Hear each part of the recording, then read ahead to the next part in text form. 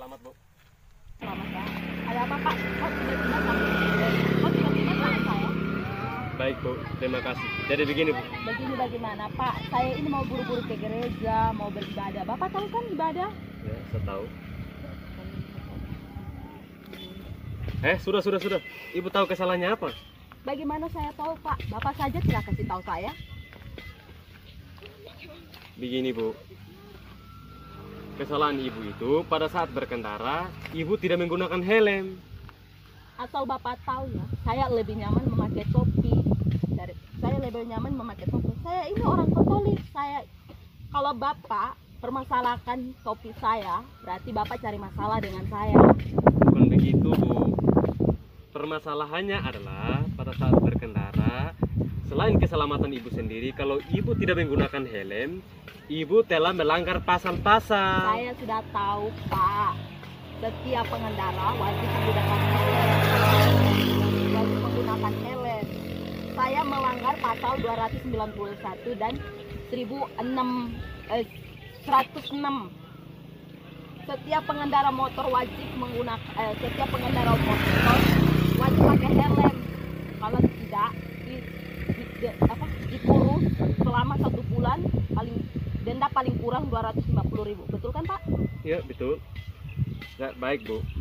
Nah, jadi begini, kewajiban saya sebagai petugas adalah mengingatkan ibu, dan salah satu kegunaan menggunakan helm adalah untuk keselamatan ibu sendiri. Keselamatan bagaimana Pak? Saya dari dulu pakai topi tidak apa-apa kok. Sama helm sama topi sama saja kan Pak? Sama-sama. Coba Bapak banting helm Bapak dari atas. Kalau saya meskipun Bapak banting topi dari atas langit sampai bumi pun tidak akan pecah.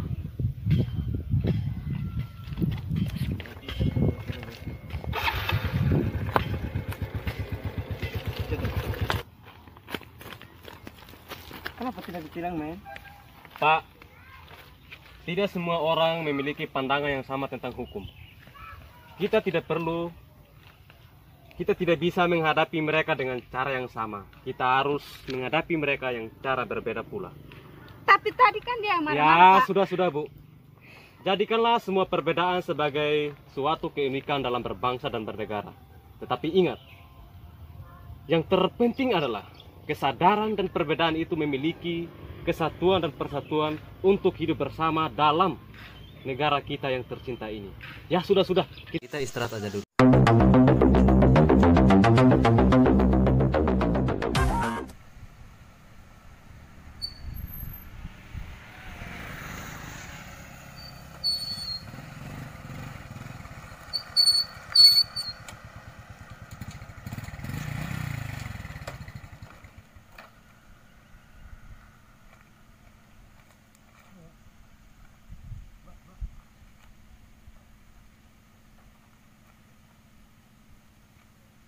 Halo Pak. Halo Pak, ini ada kecelakaan ini Pak. Ini tolong cepat untuk membantu yang korban ini. Kita bawa di rumah sakit. Iya Pak, tolong cepat.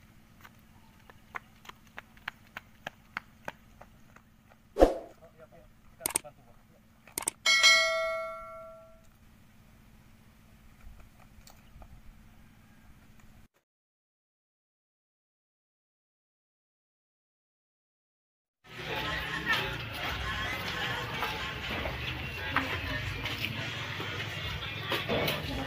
Apakah Ibu sudah agak membaik sedikit?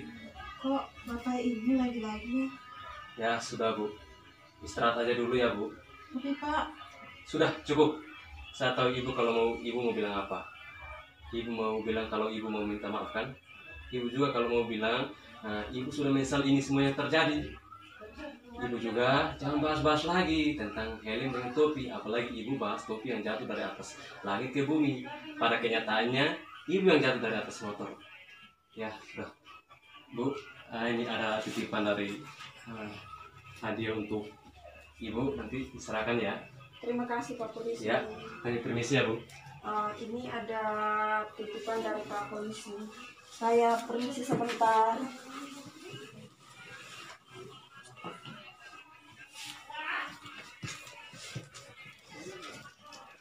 Oh Tuhan, Tuhan ampunilah saya yang telah melanggar aturan, menganggap aturan ini tidak benar, padahal sangat bermanfaat untuk berbangsa dan bernegara.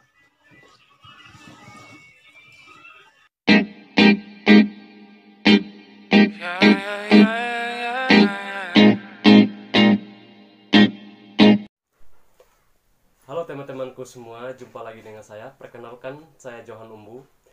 Pada video kali ini saya akan menjelaskan beberapa materi terkait dengan anti korupsi. Nah, di sini ada 3 strategi pemberantasan korupsi atau anti korupsi atau cara mengatasinya. Yang pertama, ada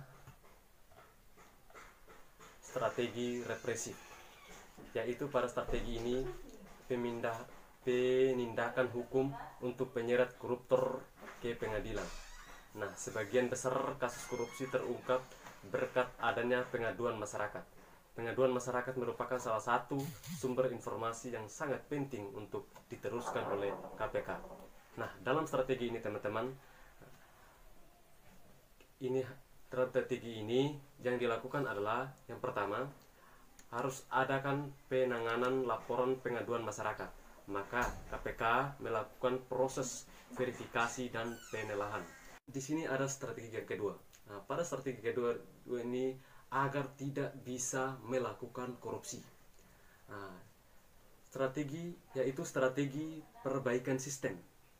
Nah, strategi ini banyak sistem yang diterapkan di Indonesia memberikan puluhan tindakan pidana korupsi. Sistem yang baik minimalisir terjadinya tindakan pidana korupsi, maka itu perlu perbaiki sistem. Misalnya, yang pertama, mendorong transparansi penyelenggaraan negara seperti yang dilakukan KPK penerima pelaporan LHKPN atau laporan baru kekayaan penyelenggara negara, dan juga gratifikasi. Nah, yang kedua, memberikan rekomendasi kepada kementerian